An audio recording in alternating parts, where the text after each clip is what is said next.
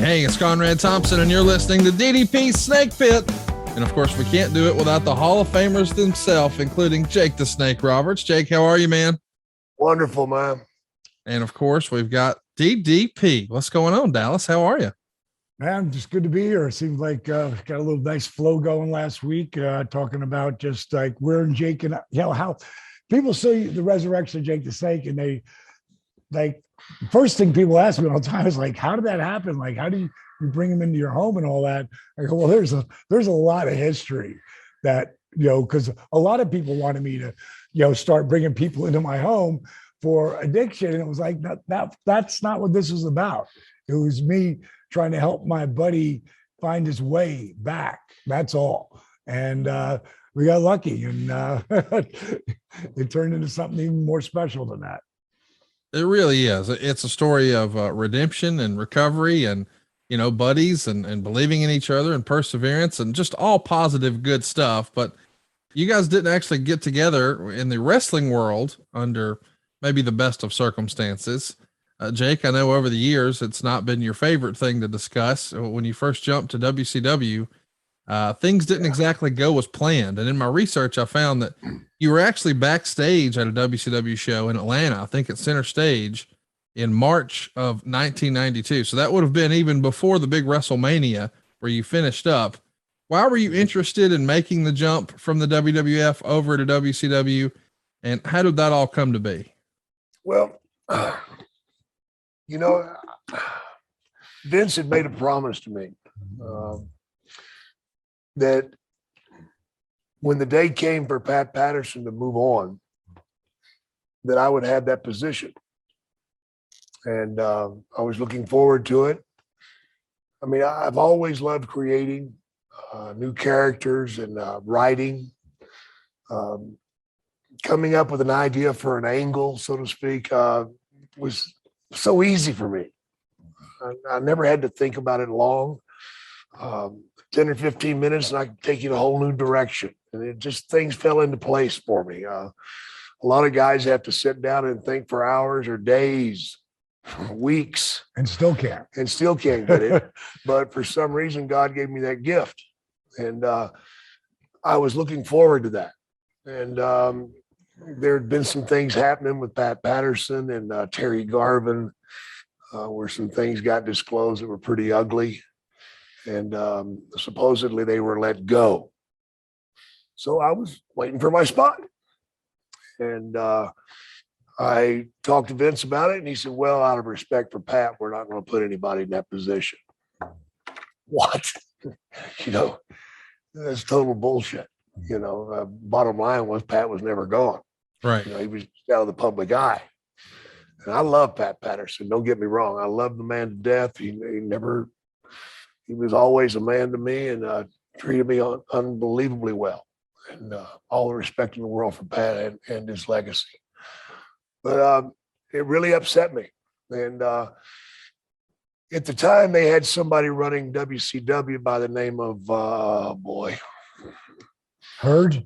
No. Jim Hurd? No. Shaw? No. I can't remember the guy's name. Anyway, he was the guy that was making the contracts.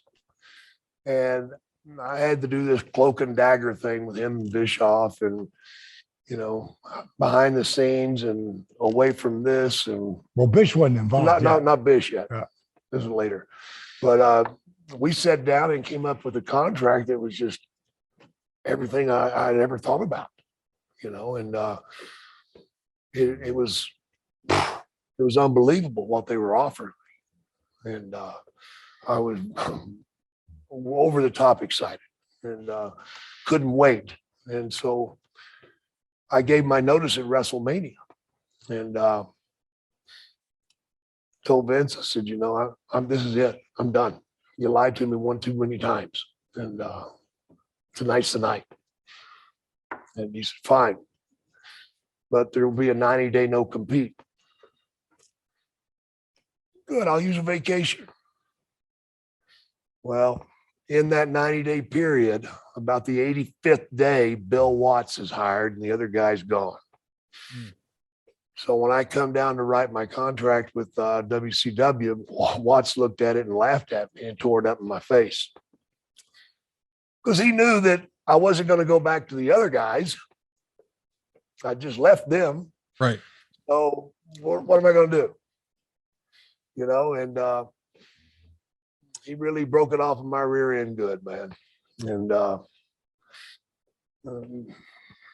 typical Bill Watts, you know. But you stayed a while though. I worked for a while, and I just and the problem happened with Sting. We did the thing, spin the wheel, make a deal. And the worst possible match ever, coal miner's glove match. What a crap match to pick on that wheel. Give me a break. You know, it's not like it landed on it. No, they landed it on it. But anyway, they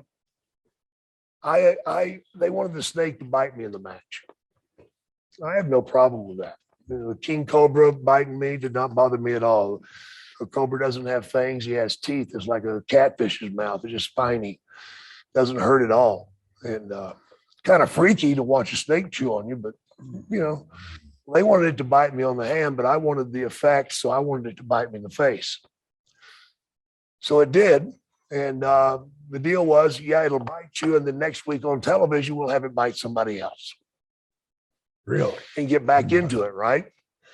Well, I go to TV the next week, and a cameraman of all people said, Jake, you can't have the snake on the set anymore. He's been banned. Excuse me? Yeah, there's no more snake involved in your character. Wow. Bill Watts, you screwed me one last time. A cameraman told you. Yeah, a cameraman. Wow. Well, that's the respect Bill Watts had for me. You know, he didn't give a shit about anybody but himself. And I wish I could say something good, but I ain't gonna go there. It's not worth it. It's not worth it. No. There's no good in hate. But boy, I got plenty of it for you, Bill. Let me ask you this, Jake. When you're talking about meeting sort of cloak and dagger with WCW, would you have met with Kip Fry? Is that the person? Yes, that's who it That was. was Kip. That Yeah, was I remember Kip. Yeah. It So- was Kip. Well, we don't hear a lot about Kip. What was your experience with Kip? I know it was brief, and unfortunately, you didn't get much of a chance to work with him. But what can you Oh tell my us about? God, brother. He gave me everything I wanted and then some. You know, the percentage that he gave me on T-shirts and stuff, they were going to set up a hotline, 800 number for me, that I would take 50% of that. I mean, the money they were throwing out there, I was going to get a percentage of pay-per-views. I was going to get a percentage for this. If the ratings went up this much, I got another payday. I mean, it was like a baseball contract, basically, man. It covered everything. And I was going to have time off for my family. I was trying to keep my family together at the time. You know, being on the road, people have no idea how hard it is on a family when you're gone months at a time, you know, and it's hard to keep a family together, man, just because you're not there for them, you know. Right. You're total absentee father. You're not a husband. You know, you visitors here once or twice. I don't know how the hell I had so damn many kids. You know, Fertile. I guess thank the postman. I guess I don't know, but you know, it was crazy, and I wanted more time with my wife. I love Cheryl very much, and still do, even though we've divorced and everything. But it's all right. There's always possibilities. You never know. And Or you're a different cat now. yeah, I'm a totally different guy now, and I have Dallas to thank for that. He helped me find myself, and not only myself, but he showed me a vision of who I could be. And the hardest thing that he did, other than getting me off the drugs and alcohol, I think, and the most important thing, was getting me to respect and like myself. When you come from the beginning that I came from, you have a lot of shame involved, a lot of anger. You hide from reality because you don't like it. You're always terrified that another situation is going to come up where you're going to be done it again. So I had a lot of twisted stuff in my history. And Dallas, I first moved into with him, man, I used to wear all these T-shirts that had all these negative sayings on them and wasted youth and all sorts of crazy stuff. And Dallas says, dude, what are you doing wearing that crap? I'm like, what do you mean? It's cool. Not really. And it wasn't cool, but sometimes when you're ashamed of something or angry at something, you'll make a joke out of it just so you can laugh instead of cry. And that's what I was doing, myself. And I remember that he took me in front of a mirror and said, man, I want you to start doing this every morning, Now, let me interject that. Yeah. Because the message is what comes out of this, and Jake remembered the pieces that were the most important. But what happened is, I remember he came down, he was so mad at himself, and he came down and he punched the marble counter. That's not going anywhere. I mean, he hit it, he hurt himself. And he said, I'm such a piece of shit. And I go, stop saying that, dude. I go, what's the matter? And he started to tell me, and he was so frustrated. He goes, stop telling me. And I said, come here a second. And we walked into the bathroom. I said, what do you see? He said, a piece of shit. I said, stop saying that. I go, look at the shirt you're wearing. And the shirt said, wasted youth. And they said, every time you wear that shirt, you remind yourself of everything that you've wasted up till now. I said, you wear things with Manson on. You wear a Manson shirt. I go, would you want any of your kids near that crazy son of a bitch? It's like, hell no. I go, don't put the son of a bitch over. You should be wearing shit like positive energy or friggin' never give up or whatever. Something that's something positive that reinforces it. And he looked at me and he went, I get it. I get it. And he walked away. In 20 minutes, he came down later with one of these little pads right here. And he goes, check this out. I got my new T-shirt. And he had designed, because he's an artist, he designed, my history is not my destiny. And he had said it numerous times up till there. But again, just don't think it, ink it. Mm-hmm. Like burn that into your brain. Yeah. Like that's how you can really change. And that was that was one of the few things we didn't film, but that happened and it was powerful. And it started, God, I can remember you doing interviews and parts of them are in Resurrection of Jake the Snake. I can remember just the way you talk and the calmness that started coming. And I can remember we had done so many interviews because when I moved Jake into my house, people saw it as I'm moving this crackhead into my house. But that's not what I was doing. I was moving one of my closest friends who, at this point, when me and Steve first went down to see him, we drove away and I looked at him. And he goes, how do you think that went? I said, I think it's good that we have him in the beginning, but man, I really question, do you think, I just can't imagine ever having like a real conversation with Jake again. Like he's so far out there.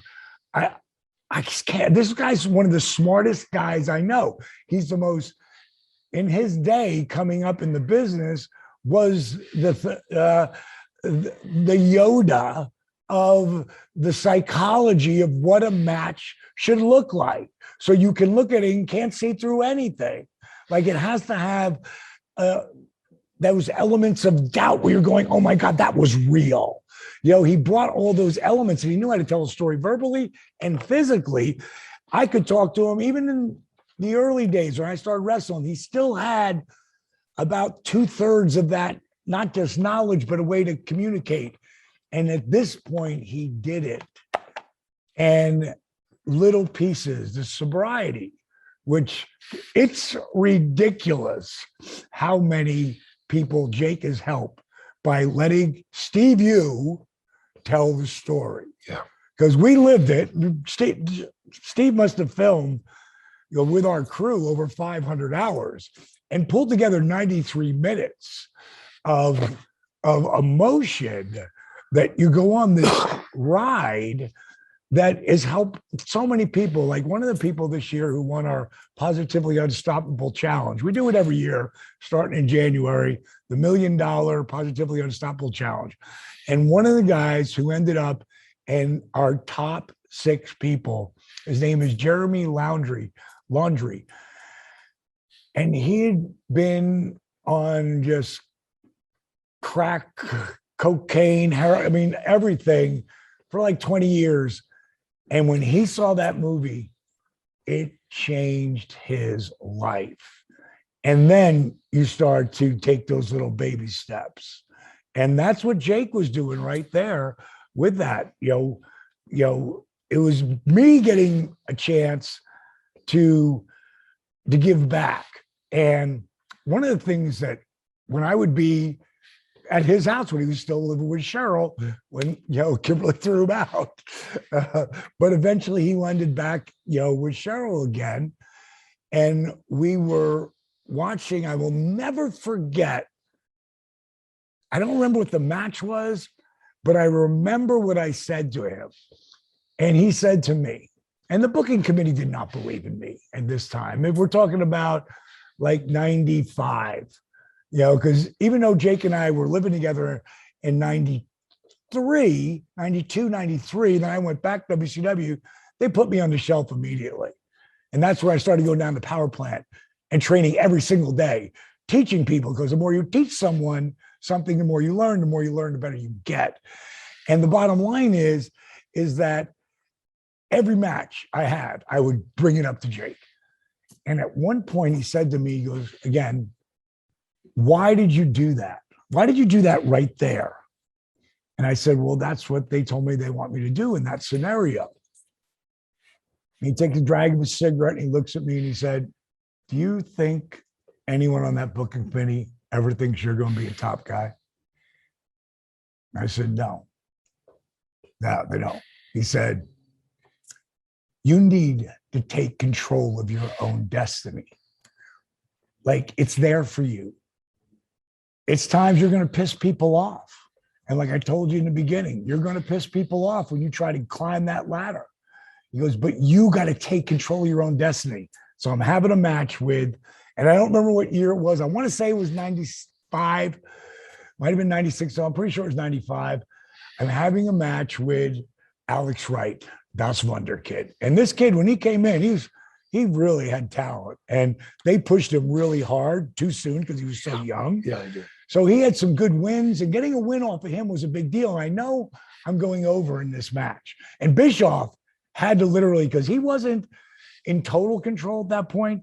He did let the book committee do most of the stuff. He wasn't in total control, but he literally, it was the first thing that he fought for me on. And I didn't know it till later, but to go over, because they wanted Alex to go over. And you have X amount of time. And one of the things I learned, they give me times like, you got 10 minutes here. They started sending me home at 5. Now, wait a minute. I got a 10-minute match worked out in my head, and I know exactly what it looks like. And Jake had told me, you need to take control of your own destiny. So Charles Robbins looks at me at one point. He goes, all right, D, you got to go home. I go, okay. And I just start getting my heat. And that's normally when I be told to go home, when I start getting my heat. And boom, boom, boom. And now I give the kid a hope spot, boom, take him back down. And Charles comes by, he goes, hey, D, go home. I go, got it. Bing, bang, boom. I get on him, have him fight back, give him a hope spot, boom, shut him down.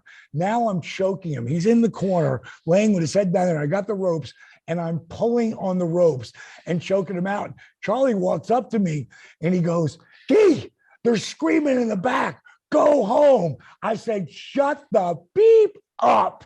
Hey, I didn't say F-bomb there. You see that? So I managed myself. Shut the hell up. I'll take the heat. And I just kept going down. Here's Alex. God bless him. He's like, D, go home. Let's just go home. Go home. I'm like, no, kid, I'll take the heat.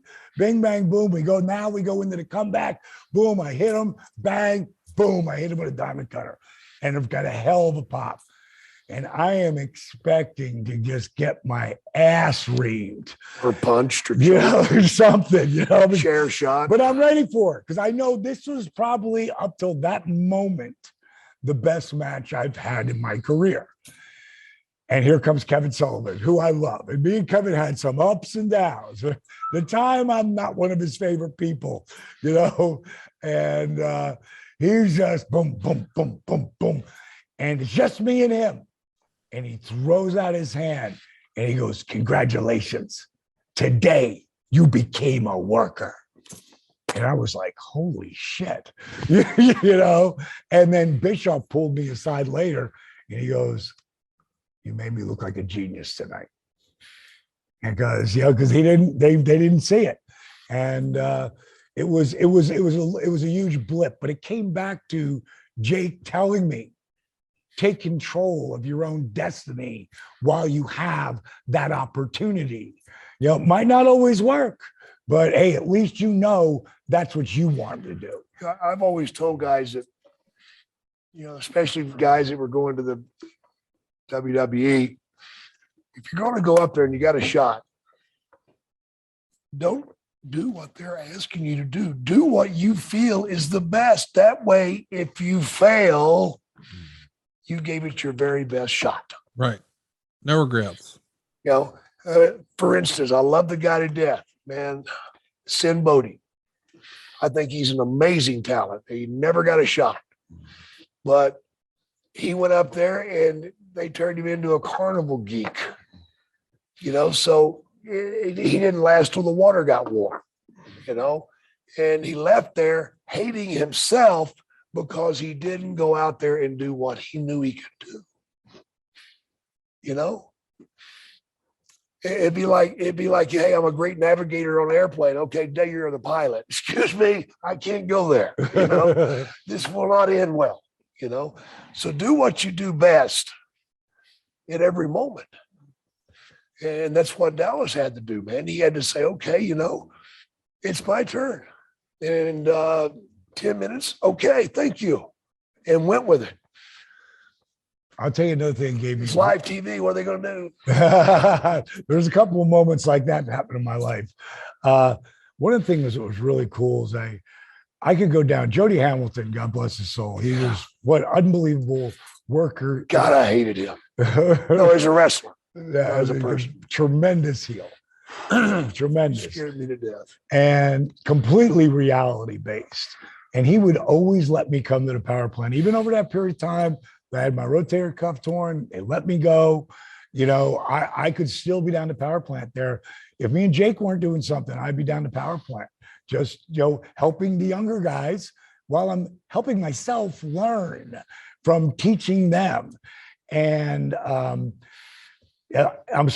Bischoff got me a minimal contract, like bottom pay, come back. I tried to fight for double that and it ain't happening. So I got a 2-year deal at bottom pay, but I got a meeting with Dusty the next day. And Dusty's like my brother, he's like a big brother sometimes a dad, one of my mentors big time when it came to the business part of the business.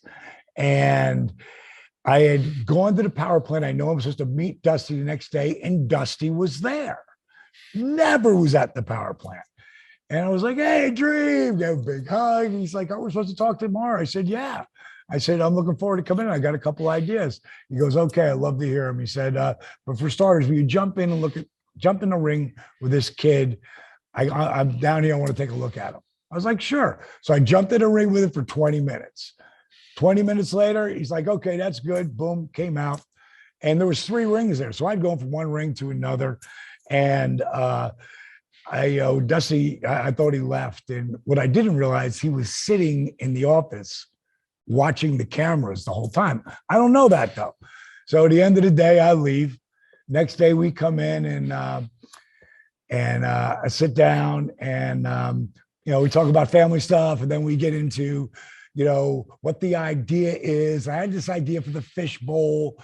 I'm going to reach in and pull out all the top names in WCW. That's how I'm coming back. I'm going through everybody. Of course, they're all enhancement guys because that's all they're going to give me anyway.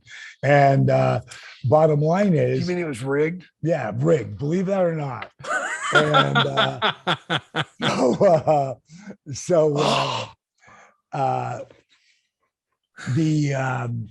Dusty listens to it. He goes, okay. He goes, all right, we can do that. He said, Dennis, I know you've always seen yourself in this main event performer in our business, but I got to be honest with you, D. I never seen it until yesterday. And he had sat back there and he saw the way I was working and what I was doing. And I always tell people, you never know who's watching. Yeah. And when he said that, he said to me, if you just keep doing what you're doing, you just might pull this shit off.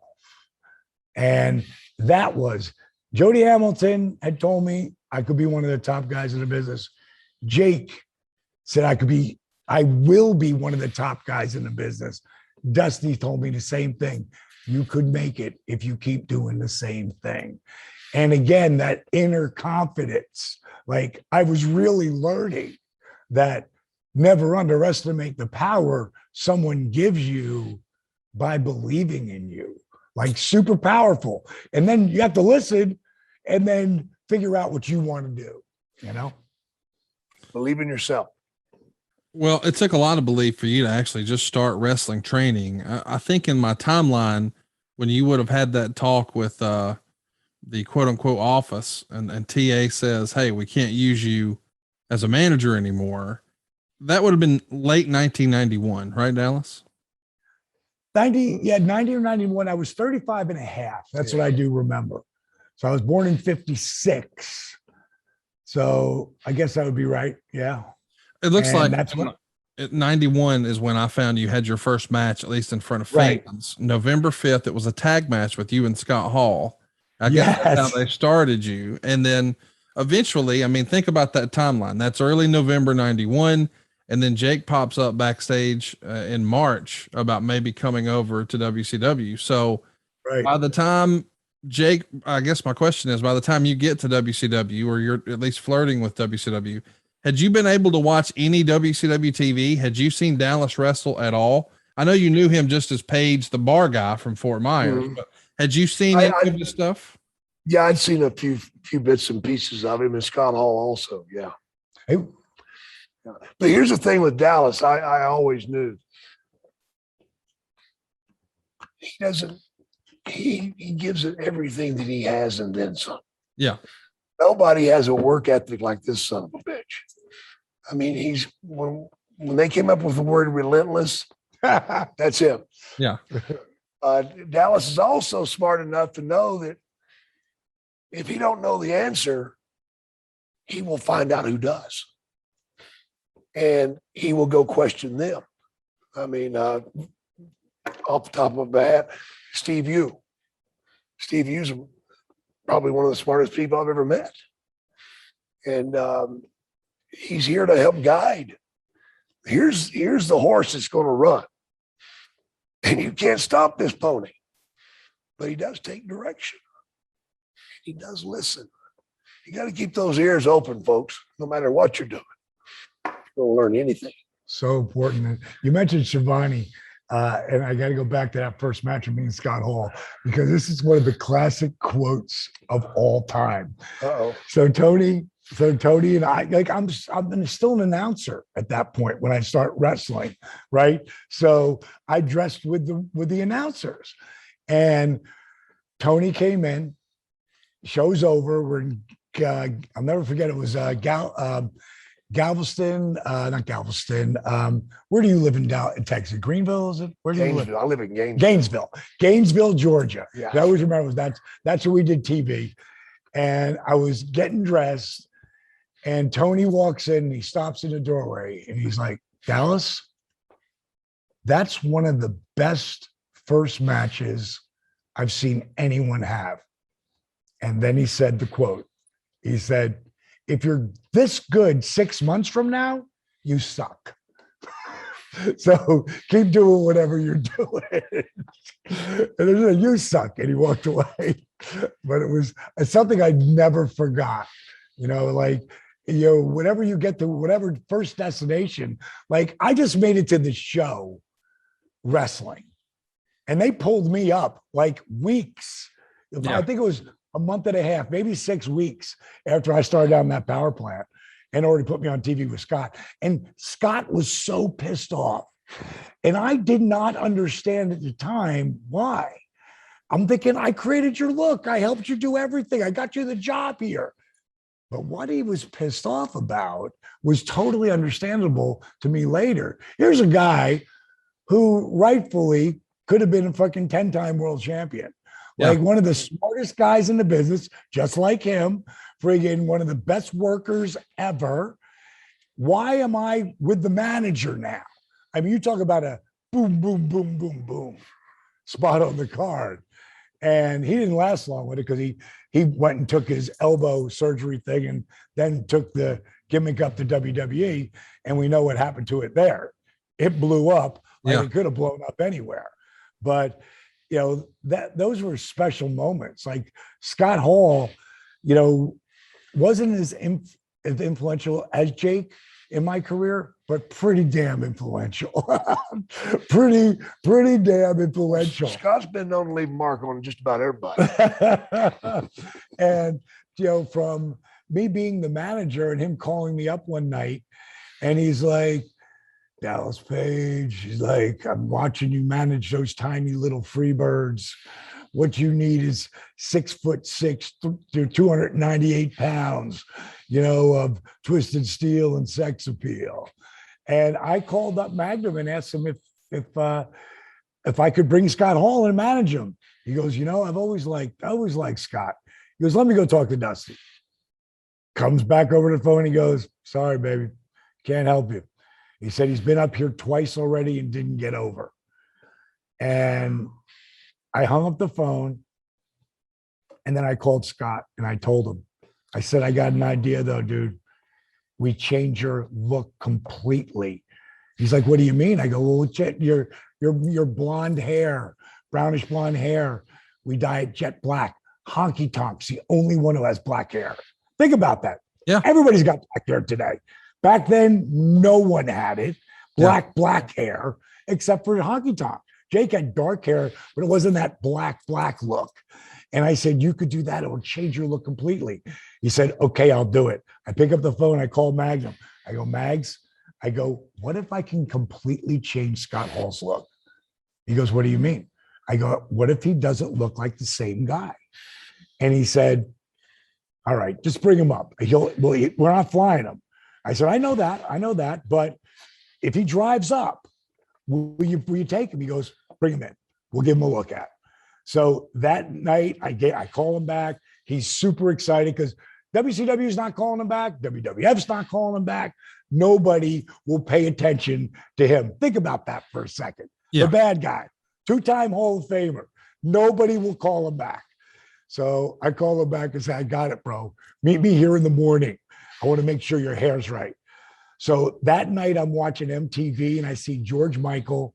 He always thinks it's Rob Lowe. It's George Michael on MTV.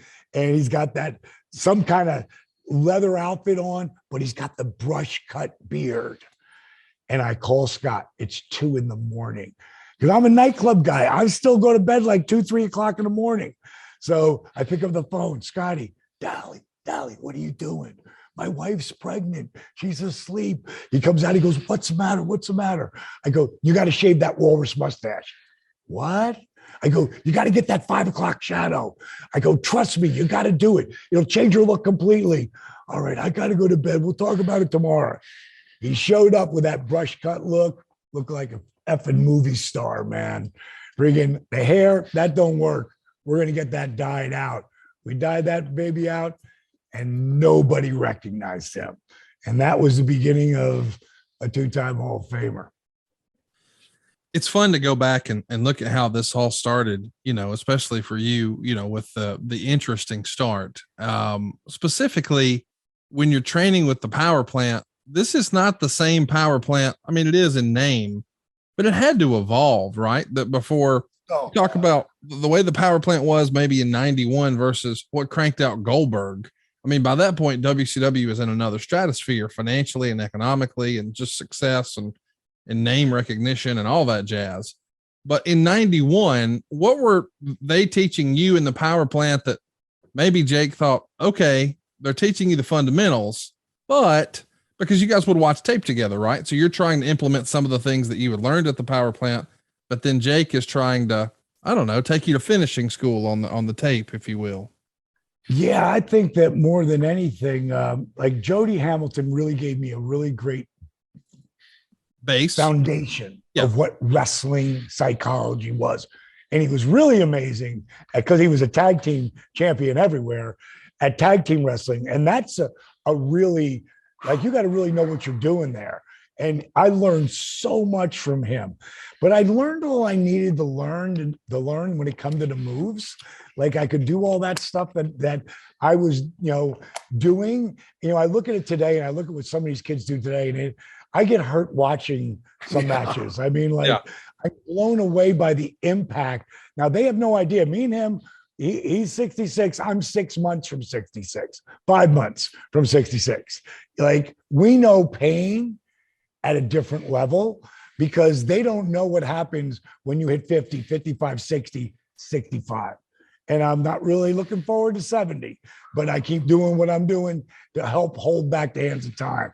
My point is, coming in at 35, it was the hardest thing I ever did up till that moment. I mean, I can't tell you how many times I hit that mat in that cold, freezing warehouse and hit that mat and thought to myself, man, this fake stuff hurts like hell. I mean, I can't tell you how many times my body hit that mat. And I said to myself, are you sure you really want to do this? Now, the cool part was, and the really part that saved me, is I was 35. So there's a lot of stuff I didn't do, and as I got to 36, 37, 38, and I did some reckless stuff, but I really worked risk versus reward.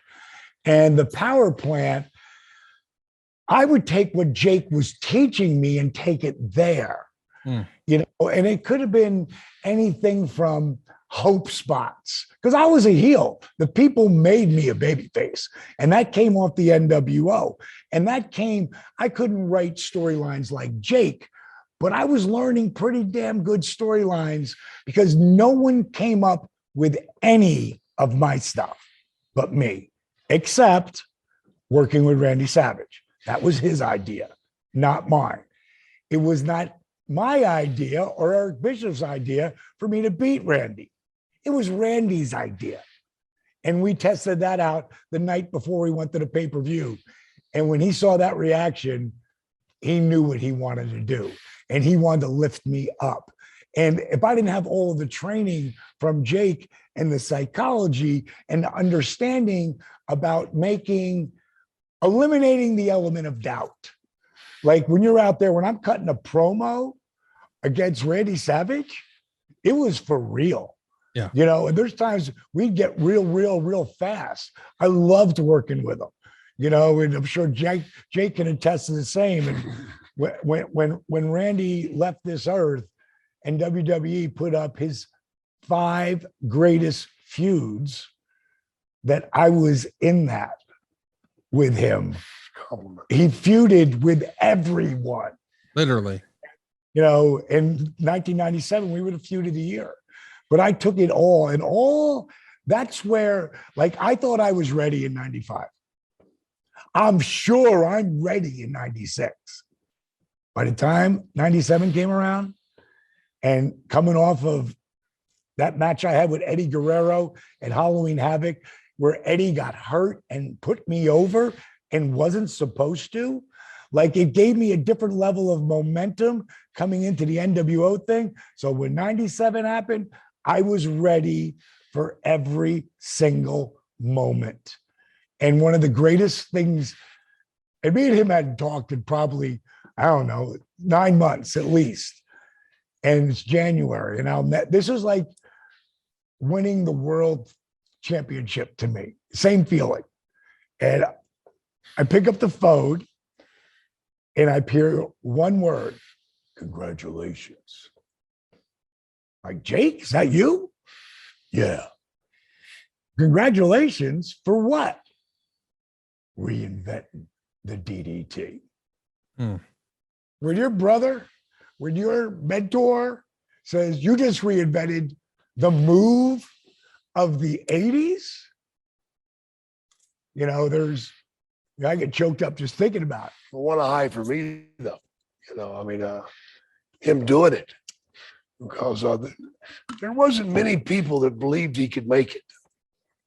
I can think of two, me and him. You know, the rest of them were like, dude's too old. Dude's this, dude's that. There's always going to be a room of doubters wherever you go. Yeah. Your job is to step up and knock it out of the damn park, man. That's the bottom line. You've got to step up, and when your shot is there, you've got to take it. And, you know, I wished I had well, I'll just say this. Hindsight's 2020.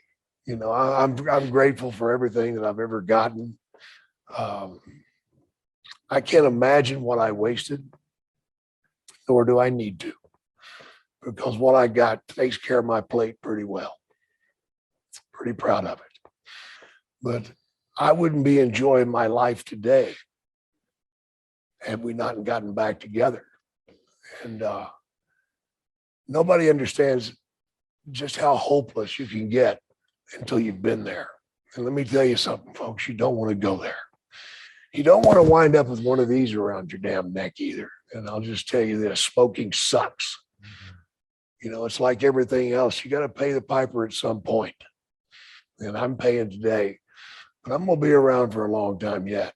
I got a few more people I want to piss off. So I'm about to leave. I bet there's one more person out there, Dallas, who believed in you.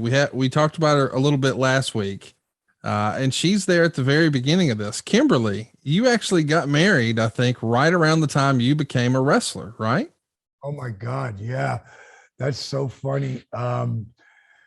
Because I literally have my first match. It's me and Scott Hall against Todd Champion, the Patriot, and the Firebreaker Chip. Firebreaker Chip. And Chip and I were tight. Chip would come to the power plant. I could talk some of the boys occasionally to coming down and work with me. And Chip came down like 5 or 6 times. Like, we were boys, right? So now, you know, this is my first time in the ring, you know, no cameras, right? And, you know, you figure out what you're going to do. You talk about what you want to do. And Scott's like, just call it in the ring. Like, yeah, right. I don't have that ability at that point. And so it's going to be, Scott's going to start, and then I'm going to come in and I'm going to work with Chip because we've been working together. So Scott walks around, does his thing, throws the friggin' toothpick, tags me, and steps on the apron. Poor guy. You son of a bitch. But he doesn't tag, but friggin' Chip friggin' tags friggin' Todd in. So now it's me and Todd, and we ain't talking about anything. And he's a beast at that time. He's every bit of 295 shredded, 6'5". So we have our match, and it's actually pretty damn good for me. It's not good. Yeah, not for you know, main event status, but for opening curtain jerker match for the guy who's never really had a match like this, and you know, had to call a couple spots. I felt really good about it. Everybody did. So the next day we're going to Maryland, And in Maryland, I'm leaving to go home after this to get married in Fort Myers, Florida. Kim and I are getting married. So we get in the ring, and this one is not going so well. And Todd and Chip, they don't mean, there's about 6,000 people there because it's Baltimore. Like you'd never get, maybe it was 3,000, but it was a good house, really good house for WCW. And they were ringing my arm, and they're stiff, like, and I know they don't mean to be, but They're excited. Chip caught me with a couple, and I thought next week he lets me go, I'm gonna knock shit out of him. And I just kicked the dog shit out of him. Bing, bang, boom. We go to the finish. We come walking through the curtains. You remember that little arena, that little civic center there. It's small, it's tight. There's a bunch of cubby hole little rooms that you can get changed in, take showers, office to do whatever. And as we're walking in, Chip starts cutting a promo on me. That's really loud. If you can't learn how to work, you shouldn't be out there doing that. Blah, blah, blah. He goes, you motherfucker. So I start getting in his ass. Now we're face to face. And then chest bump. Now people are starting to walk out. Chest bump. And friggin' he hauls off and hits me right here. Swings through, and he knocked me. But I was so jacked up at that moment, I hit him with a front knee and front face locked him. Came over. And now I've taken out a number of people out of the nightclub in this position. I owned you at this moment. And this guy's my buddy. Like, he's friggin' the guy who worked with me. But he was fucking amped up. I was amped up. So now I'm dragging him. What the hell do you think you're doing? And I pick him right off the ground. Scotty Steiner's coming out. I mean, Lex Luger, everybody's coming out. And friggin', I said, I'm going to let you go, man. But if we go swinging, we ain't quitting. We ain't let it go. And I let it go. He come up and he walked away. And I walked right after. I go, dude, what the hell was that all about? Because he's my boy. I love this guy because he actually took the time to spend time with me and work with me and teach me. And the bottom line is, dangerous Paul Heyman was like, D, no, right behind, like, just go.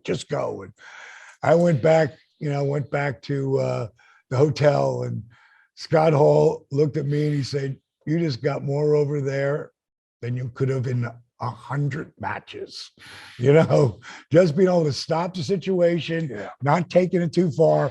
But I got this cut right here, with a bruise. The night before Thanksgiving, by the way. That's the night before Thanksgiving. No, not Thanksgiving. The night before I get married to Kimberly. Like, okay. The Baltimore show was the night before. Right. That would have been that following Monday that we got married. Yeah, on December 1st. Yeah. Yes, right. So it was that following week. And I'm thinking, if he caught me right here, she'd have been so pissed off. You think that's bad? Let me tell you what they did back in my day. What they did? 1974, when I started refereeing.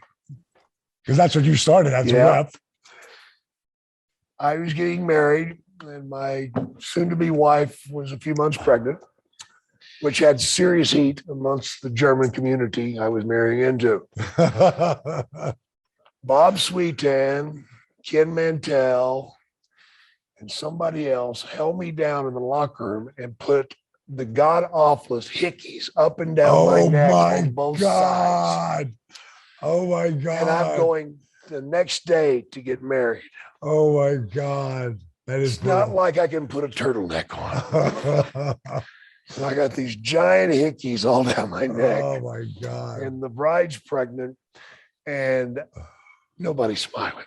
I told him what happened. Yeah. They didn't believe me. You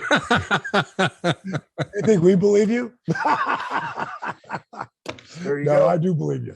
I do believe. Happened, man. That's brutal, man. That's a brutal rip. Oh, it was. Hey, and let me go back to, yes, Kim followed my dream. And there was a point before Eric re-signed me, because it was 11 months from me getting let go to me coming back. And she was like, you got to go back in the bar business. I mean, they're not going to hire you back. You know, you're 37 years old now. They're not, you're not going to get this opportunity. And I said to her, honey, if you don't believe what I'm doing, you need not to let that door hit you in the ass on the way out the door, because I'm not quitting. I will not be denied. And she would hear me say over the period, how many times does Moses have to part the Red Sea for you to believe?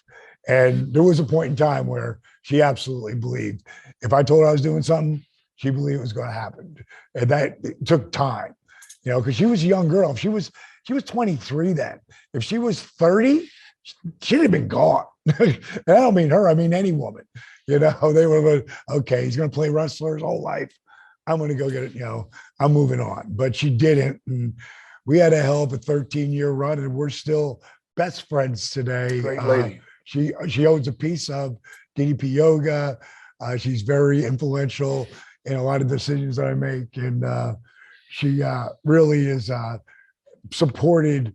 Like, it took 8 years to become an overnight success in professional wrestling. It took 8 years to be an overnight success with DDP Yoga. 8 years. Tell me how that works. Yeah. Yeah. The 8-year is right. So in my research, Dallas, I saw that the best I can see, your first singles match happened at Center Stage on December 9th. You were taking on Johnny Rich. You won with a knee drop off the top, but somewhere in the process, your opponent that night suffered a broken nose. Do you remember that? Breaking Johnny Rich's nose? Oh my! He moved. Yeah, I could believe That's a wrestler's defense. You moved. I didn't really recall that until you said that. Imagine. But yeah, I could imagine that. You know, amped up. You know, trying to, you know, not like a lot like Jimmy Yang said. You know, can't see through your shit. Well, sometimes it was live. You can't see through it. You know, sometimes it was live, you know, and like that's what I think Randy, like everybody would bust my chops about like laying out an idea for a match. Everybody. Oh, Randy Savage does the same thing. I'm going to really knock it out with him. And today, everybody does that. Right, wrong, or indifferent. But you have to understand, when I was in the ring, I never stopped talking. Right. Ever.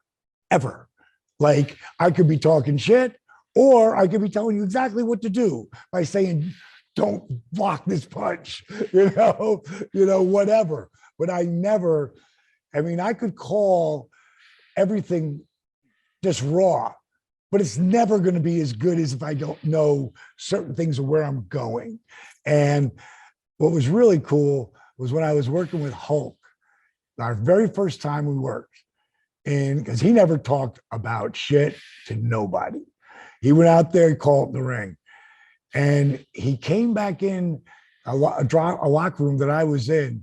He said, when you catch that boot, do you spin it this way or that way? I said, well, you got to spin it this way. I stood up. So it goes with my momentum. Got it. Like, and he walked out. Like that he would take the time though to ask that of me was like, wow, that's super cool. I got a message on my machine from Austin the next day when I got home off the road. How the hell, kid? How the hell did you pull that match out of Hogan? Like Hulk just stepped up. I didn't tell him to do anything. He did stuff on the floor. He suplexed me on the floor. He did stuff he don't ever do. And he's capable. Yeah, he was very capable and wanted to do it. And it was he's another guy. He was the next guy to really like make me believe. 1994, we were maybe 95. When were we on that tour in Germany? Hulk had just come in. Can't remember if it was 94 or 95, but he came in, and of course he's headlining. And we got 13 days, and I'm with Jim Duggan, first match. And by the fifth one, Hulk had pulled me over as I came out through the curtain.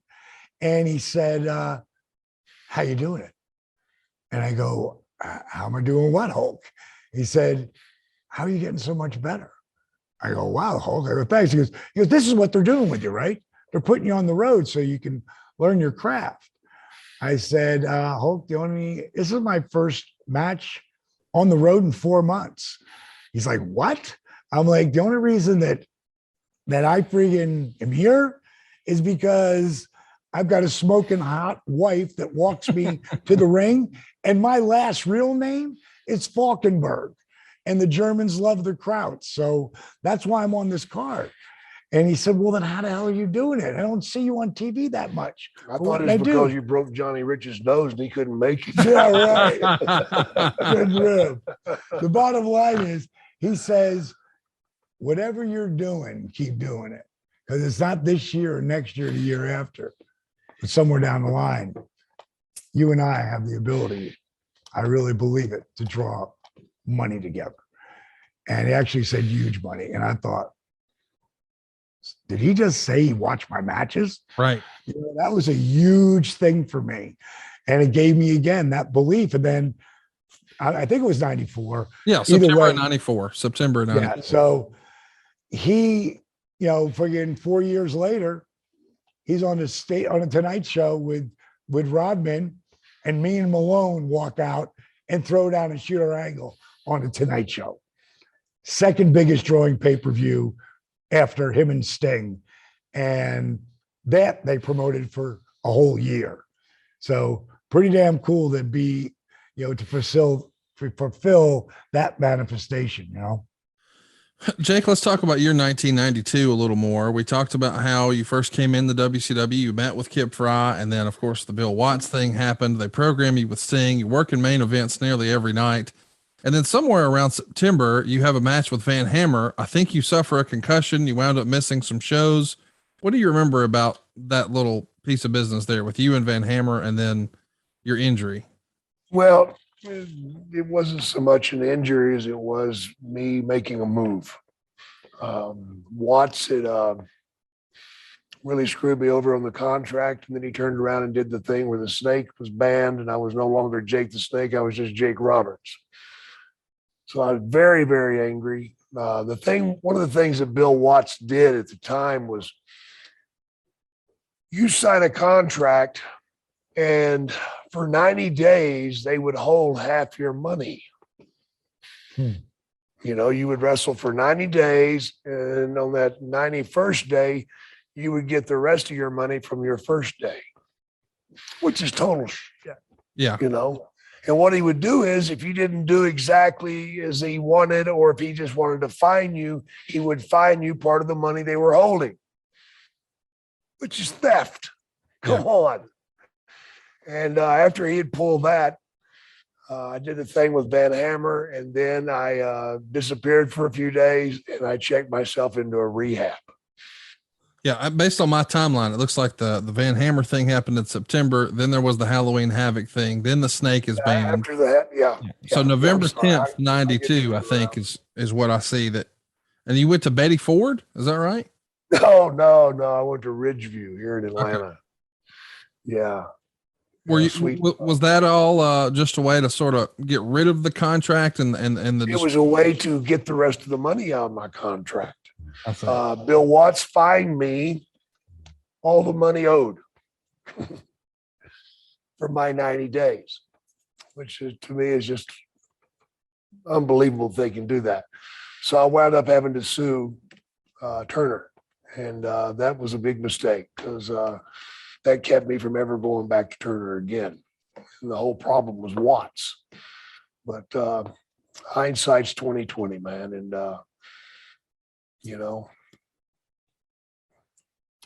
sometimes when you're drinking and drugging, you don't have your faculties right.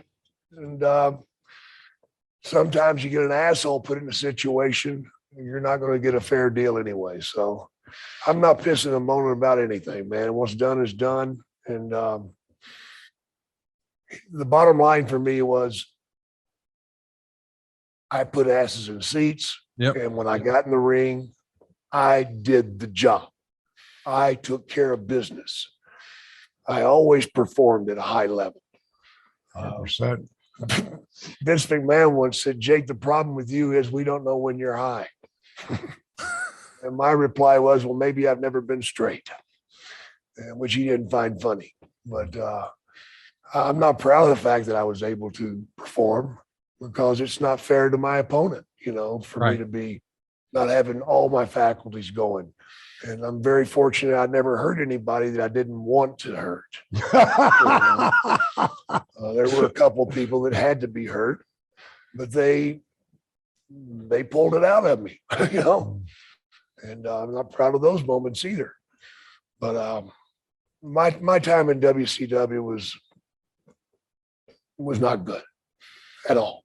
And as the story goes, you go into a treatment on the 10th, and on the 11th, there's a taping at Center Stage, and Bill Watts comes out and announces that you are now no longer a part of WCW, and that's the end of the run. And I think we as fans, just like you mentioned last week here on the show, Jake, we get pulled in by, okay, that's part of the show, and okay, that was in the script, and well, that was a cool move, but now that's real. And sometimes what we gravitate to the most is that suspension of disbelief. And you had that down pat, and we're talking about how real life and sort of wrestling storylines all melded together. But there's a television show that does that these days, right, Dallas? Yeah, man. I'm really kind of surprised that no one's really talked about this yet. I feel like it's been left up for me and Jake to talk about. And that's one of the things in coming shows we want to talk about. We want to talk about that show called Heels. And, it's on that show, Stars. None of those guys have talked to me and asked me to do this.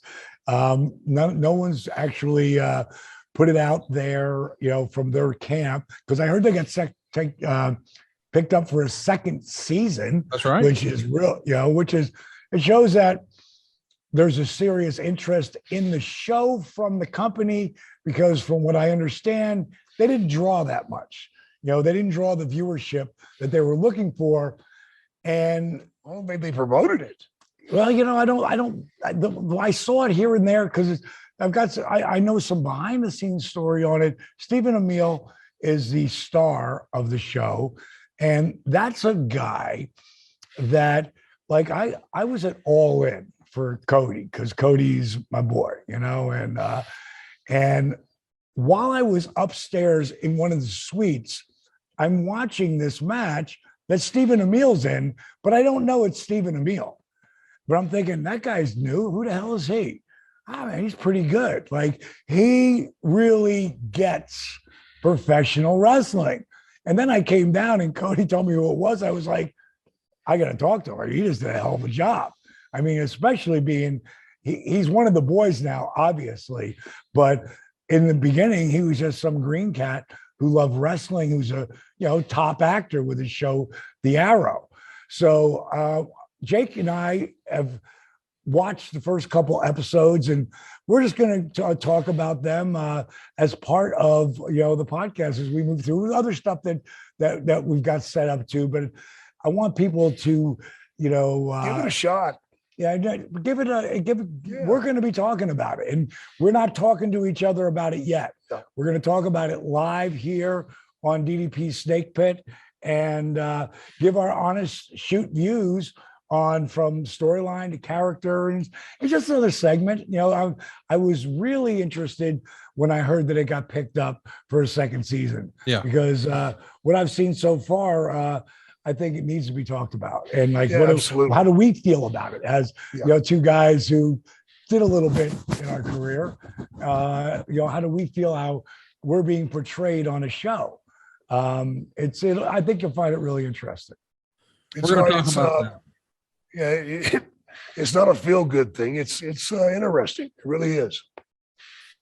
And we hope you guys were interested in what we did this week on DDP Snake Pit. Episode 2 in the can now, Jake. What are you thinking? You having fun so far with your podcast experience? I can't wait till I start talking. No. I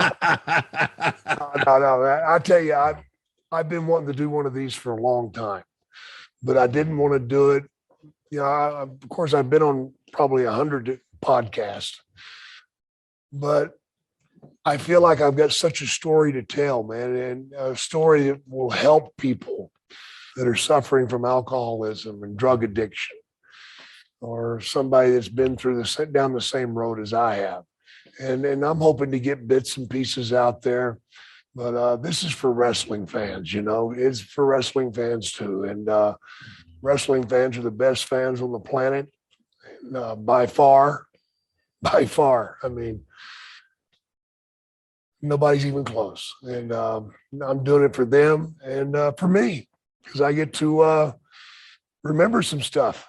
Which you've gotten really good at too. Your memory's I'm getting better. I mean, so much when he, the crazy part was after 2 years of him being sober, we started having real conversations again.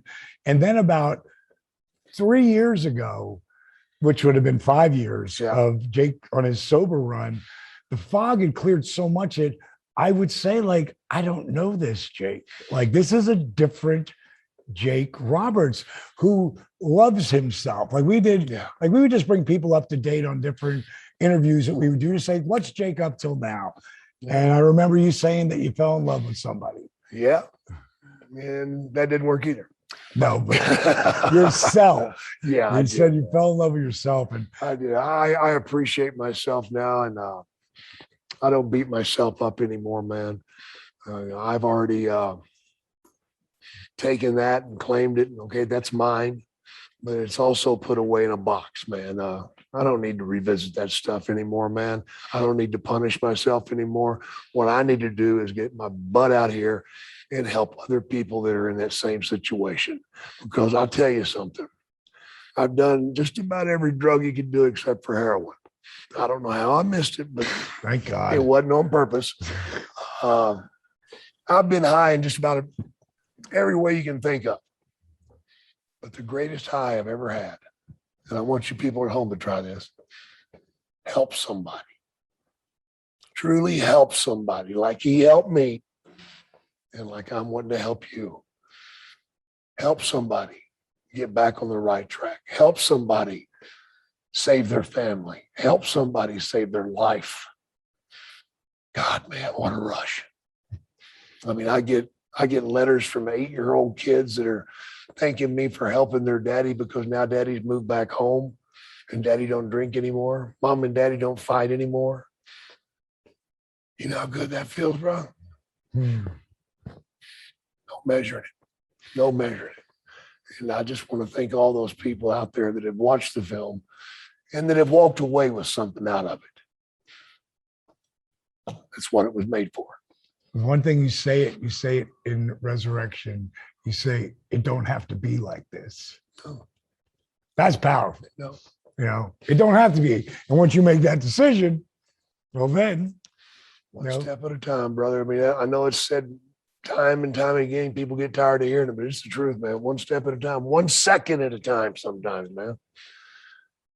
But I'm still fighting those damn cigarettes. Shame on you, American Tobacco Company, for poisoning every damn one of us, man. It's bullshit that the U.S. government allows a company to destroy America. Well, by now, boys and girls, you can tell this is not your average wrestling podcast. We're having a lot of fun. Hope you guys are too. Hit the subscribe button, hit us on social, and we'll be back next week with another pretty powerful episode from DDP Snake Pit. Turn me on. See ya.